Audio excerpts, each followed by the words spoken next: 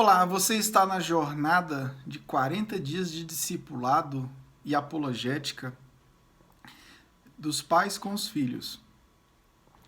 Eu quero te pedir um favor, se você puder se inscrever no nosso canal Exposição Bíblica, ativar o sino e receber as notificações. Você vai receber as notificações, mas você ajuda muita gente dando like nesse vídeo e se inscrevendo e ativando as notificações, tá bom? Bom, por que Deus ordenaria o genocídio, a morte dos cananeus? Essa jornada de discipulado e apologética trazem perguntas muito instigantes e que geram um senso de autojustificação, de autojustiça, um senso de comiseração social por parte daqueles que não acreditam na palavra de Deus. E os nossos filhos, eles se deparam com essas perguntas do tipo, se Deus fosse bom, não teria permitido o sofrimento, ou não permitiria o sofrimento.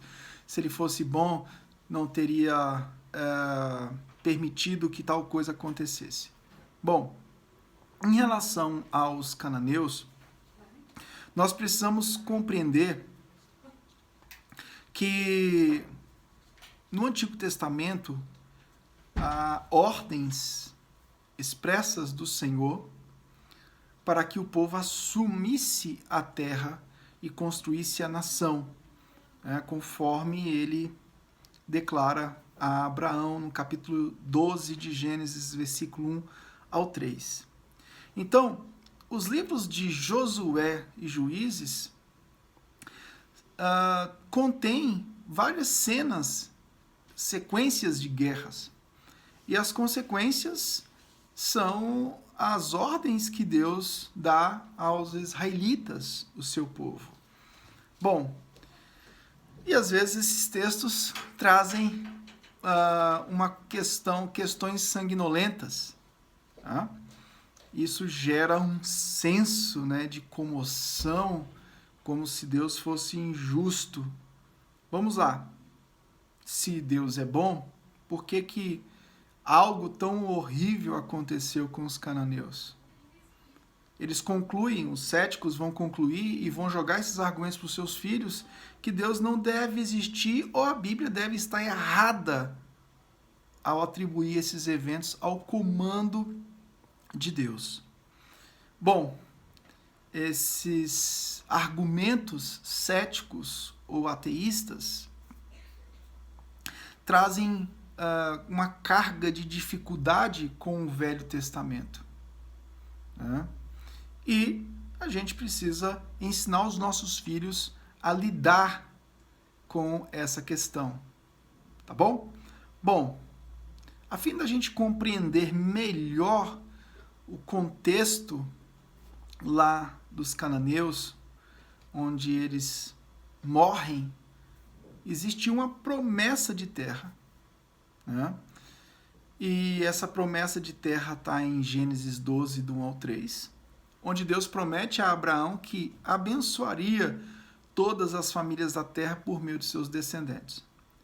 Como resultado disso, Abraão se torna o pai do povo escolhido de Deus, e os israelitas herdam isso definitivamente através da consumação da redenção em Jesus Cristo.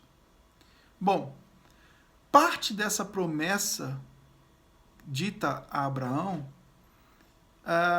inclui a herança da terra de Canaã pelos israelitas, que está lá em Gênesis 15, do 18 ao 21.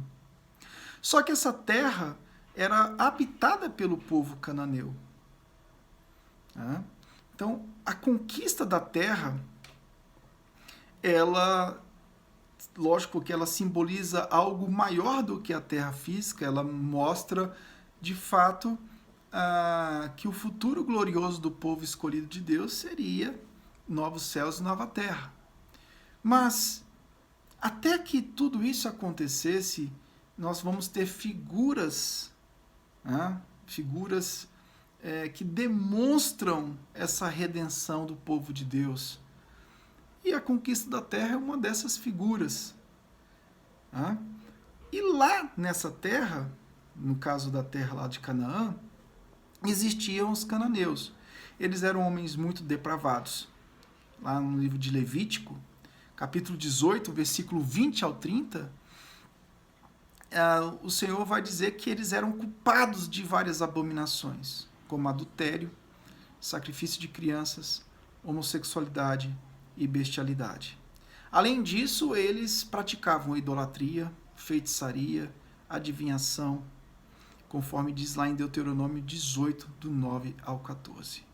Bom, Deus promete aos israelitas a conquista da terra de Canaã. Os cananeus já estavam morando lá e os israelitas e cananeus não poderiam viver na terra juntos, até mesmo por causa da influência negativa que os cananeus exerceriam sobre o povo de Israel. E o povo de Israel conquista, né, essa terra, mas conquista dentro de um processo que gera muita sofrimento emocional para quem está de fora do contexto da história bíblica e gera uma comoção negativa, colocando Deus como algo, como um ser injusto. Né? Bom, o comando de Deus foi algo imoral? Né?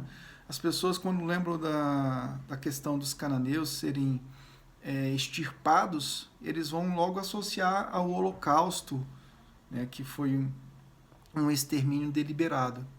Mas a gente precisa entender que a ordem de Deus, mesmo que tivesse um contexto de morte, não foi imoral. Deus é perfeitamente bom e justo. E temos que ter a convicção que ele também tem autoridade para julgar pecadores. Então, esse episódio da conquista da terra e, consequentemente, o julgamento dos cananeus demonstra o que vai acontecer no segundo advento de Jesus. Né? Os que vivem pela fé no mérito e sacrifício do Senhor herdarão a vida eterna. E os que não vivem pela fé no mérito e sacrifício de Cristo Jesus, como o único que foi capaz, com a sua própria carne, com o seu próprio sangue, com o seu sacrifício perfeito, incorporando um juiz, um sacerdote e um profeta perfeito, quem não tiver vivendo nesse contexto, infelizmente, será condenado por toda a eternidade. Então, esses episódios do Antigo Testamento, eles mostram um processo de redenção do povo de Deus. Então, nós precisamos compreender todo esse contexto e entender que Deus tem autoridade. Se Deus quisesse ter mandado todo mundo para o inferno a partir da queda de Adão, ele ainda seria justo. Ele seria justo. A justiça de Deus não está associada àquilo que acontece depois da queda, mesmo porque quem pecou não foi Deus, porque Deus não peca. Quem pecou foi o homem lá no Éden. Então, tudo que acontece após a queda registrada em Gênesis capítulo 3, Deus não pode ser colocado como um ser injusto ou imoral. Os céticos, eles vão sempre caminhar nessa linha de raciocínio. Deus, ele é soberano, ele sabe da profundidade da depravação das pessoas, ele conhece a cada um de nós e tudo o que ele faz na história, inclusive ao enviar pessoas, ao permitir que pessoas cumpram penas eternas, não se trata de um massacre imoral. Nunca compare Deus com o ser humano. O que o ser humano faz é injusto. Aquilo que Deus, em sua soberania, ordena, sempre é justo. Ele é Deus e ele determina o que Ele quiser, conforme a sua própria glória, conforme a sua própria soberania. No próximo vídeo nós vamos falar sobre como um Deus amoroso pode enviar pessoas para o inferno, né? Então, eu te aguardo lá. Que Deus te abençoe.